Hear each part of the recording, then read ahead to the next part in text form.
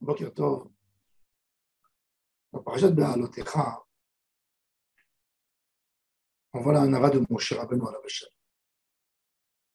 À quel point Moshe était humble.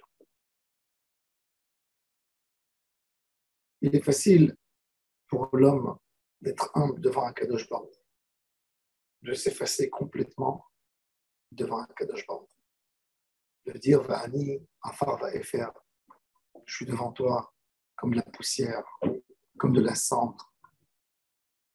Devant un Kadosh Baruch, bien sûr, on est prêt de s'annuler, de s'effacer. La hanava, être humble, ça se contrôle et ça se voit, et ça se fait remarquer quand un homme il fait un geste d'être humble ou une manière de se comporter devant des gens qui sont inférieurs à lui. Là, on remarque est-ce qu'il y a une vraie hanava. Regardons Moshe Rabbeinu alav hashem. Sa sœur qui parle contre lui, qui parle du mal, qui est lépreuse. Le cri sincère de Moshe Rabbeinu devant un Kadosh Baruch Hu, qui guérit sa sœur. Un cri sincère, comme qui est écrit dans la paracha. Vayitzak Moshe el Adonai lemor. Moshe a crié devant un Kadosh Baruch Hu. El na refa na la. Moshe n'a pas rien prié devant Hashem Yitbarach. Vayomer. Moshe el Hashem. Vayitzak Moshe el Hashem. Une tzaka, un cri. La hanava, dans laquelle on parle, c'est quelqu'un qui connaît sa valeur, mais qui connaît aussi que le mal de l'autre ne peut pas l'atteindre, et qui regarde même le mal de l'autre comme une maladie. S'il a pu parler, c'est qu'il n'est pas bien. De trouver du bien toujours chez les autres et de trouver des défauts chez lui. Ça, c'est la hanava. Moshe Rabbeinu, quand il a écouté ce que sa sœur a dit sur lui, pourquoi il a quitté sa femme, même que c'était l'ordre d'Akadosh Baruch Hu, il a eu pitié de sa sœur. Il n'a pas compris. Et peut-être il a raison. Et c'est pour ça que il n'avait même pas besoin de l'excuser, de pardonner. C'était simple. Il n'a pas regardé ça comme un mauvais geste, comme quelque chose de méchant qu'elle le fait. Comme un manque de compréhension. Et il lui a expliqué. Vayitzak Moshe el Hashem, crier à Hashem pour sa sœur. Comme nous dit Rabbi Avraham ben Ezra, Vayitzak Moshe el Hashem, c'est la plus grande des preuves que Moshe avait aucune rancune contre sa sœur Myriam, même qu'elle a critiqué. Parce que si c'était tout simplement une prière parce qu'il était forcé à prier, on aurait dû trouver dans le texte Vayipalel Moshe el Hashem. Mais Vayitzak Moshe, c'était un cri qui venait profondément de l'intérieur de Moshe Rabbeinu alav hashem. Le Ramban, dans les Guéret à Ramban, c'est une lettre que Ramban, Rabbi Moshe bar Nachman, a écrit une lettre qu'il a écrite à son fils. Ramban a dû se quitter l'Espagne après la dispute de Barcelone. Il a gagné et les chrétiens n'étaient pas contents. Le roi, pour calmer les tensions, a demandé au Ramban de quitter le pays. Le Ramban a quitté le pays. Il est venu s'installer en Eretz Israël à Acre. Après, il est parti à Jérusalem et il envoie une lettre de Acre, à son fils qui est à Barcelone. Une lettre merveilleuse. Chaque mot dans cette lettre, c'est un enseignement. Et le Ramban nous met en parallèle deux caractères de l'homme. L'un qui amène l'homme au plus haut niveau de Kedusha. Le second qui baisse l'homme au plus bas des niveaux. Qu'est-ce qu'il a mis? Quoi contre quoi? a mis la colère contre la hanava. Le plus grand défaut d'un homme, c'est qu'il est coléreux. Coléreux, ça ne doit pas toujours s'exprimer en criant. Coléreux sur soi, dans son cœur, il a des rancunes. Il a un cœur, ce qu'on appelle un cœur noir. Il n'aime pas celui-là, il n'aime pas celui-là. Il critique celui-là. Ça ne lui convient pas, ça, il fallait mieux faire. C'est un homme coléreux. Un homme qui pense que tout aurait pu et aurait dû se passer comme il désire.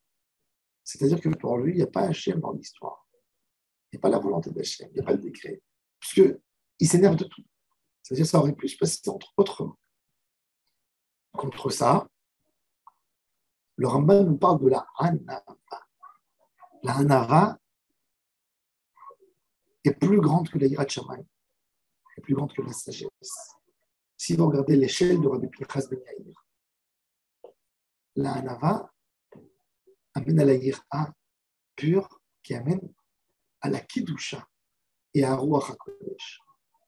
On a Torah, Zeirut, Zerizut, Nekiyut, Perishut, Taora, Hasidut et Hanava après.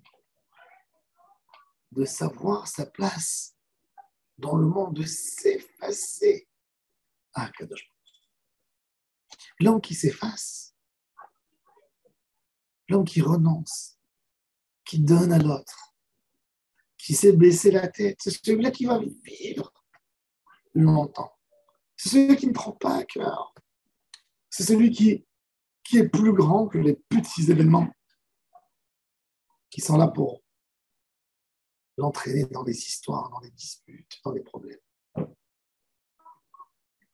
Un homme qui est humble, c'est pas humble pour Hachem. Sa qualité de vie sera extraordinaire. Un homme qui n'est pas vexé. Un homme qui ne prend pas à cœur chaque mot qu'on lui a dit. C'est un secret de résister et d'améliorer son quotidien, d'améliorer son comportement.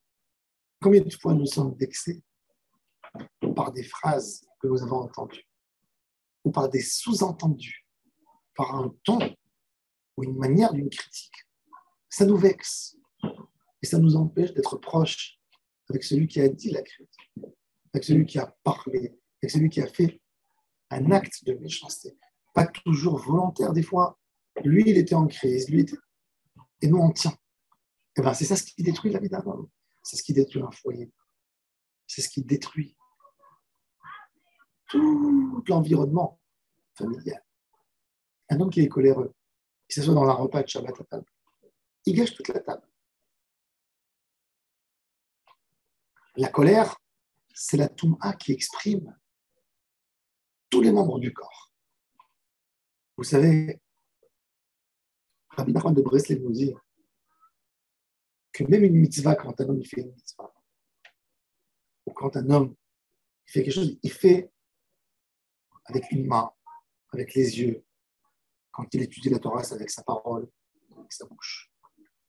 Quand un homme est joyeux, il est joyeux dans tout son corps.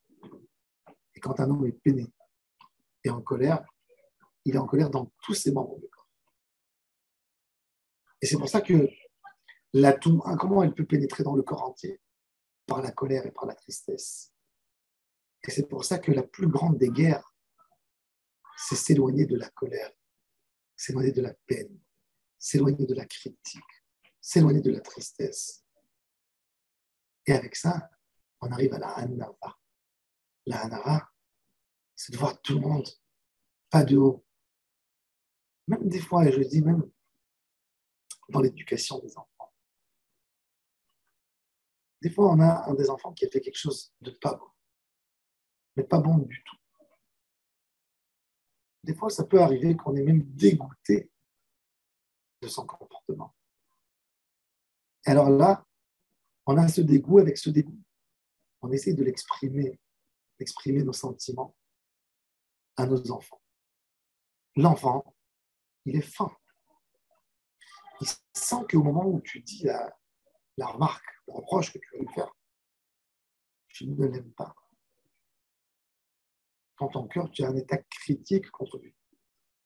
eh bien lui aussi il fait un barrage tout de suite et tu obtiens exactement le contraire de ce que tu voulais obtenir. La hanava, comme dit le Ramban, il dit quand tu vois un homme qui est plus grand que toi en Torah, alors bien sûr tu dois le respecter, il est plus grand que toi. Mais même quand tu vois un homme qui est plus petit que toi, tu dois te dire, eh bien lui, avec ce manque de connaissances, il a fait ça. Il n'est pas fautif. Si moi je l'aurais fait, j'aurais été dans une situation beaucoup plus grave que lui. Et là, tu le regardes avec des yeux sans critique, sans aucune critique, que de l'amour. C'est là où tu peux gagner son cœur de monde. C'est là où tes paroles vont rentrer comme des flèches, directement. Ce qui sort de ton cœur, que tu aimes l'autre, rentre dans le cœur. Ça, c'est là. Mon cher Rabbeinu, quand il a entendu que sa sœur a parlé du mal contre lui. Et pas rien que ça, il a même vu qu'elle a été punie par Hachem. Il ne s'est même pas réjoui. Il n'a même pas dit, Dieu a pris ma vengeance. Dieu s'est occupé pour moi. Il aimait tellement sa sœur qu'il s'est révolté contre Hachem. Pourquoi elle a mal? Maïtza qu'il a crié. C'est un tort qui lui est arrivé que sa sœur tombait malade. Et ça vient d'un travail, un travail qui se fait beaucoup dans le cœur. De regarder tout le monde avec des yeux sans aucune critique. De regarder avec des yeux d'amour.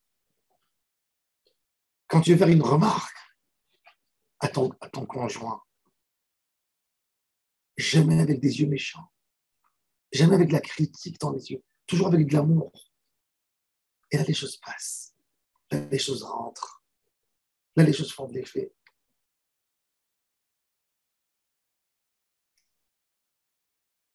Les hommes sont prêts à payer énormément d'argent pour avoir une qualité de vie. Un homme va payer rien que pour un loyer de sa maison ou un crédit, des fois 3 fois plus cher qu'ailleurs, pour être avec des gens bien, pour avoir un haut niveau de vie, pour être dans un endroit bourgeois. Mais un homme, quand il a acquis la hanava en soi, il a la plus belle qualité de vie de tout le monde. Il est heureux, il est joyeux, il n'est jamais en colère, il ne perd pas la tête, il ne perd pas la raison, il est mesuré, il n'a aucune plainte, aucune rancune, il n'y a personne qui lui doit quoi que ce soit. Ça, c'est la clé de la qualité de vie.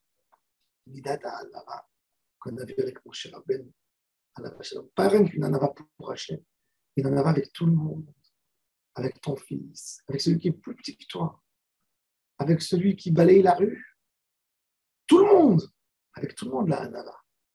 Ça, c'est le bonheur. Baruch Adonai Le'olam.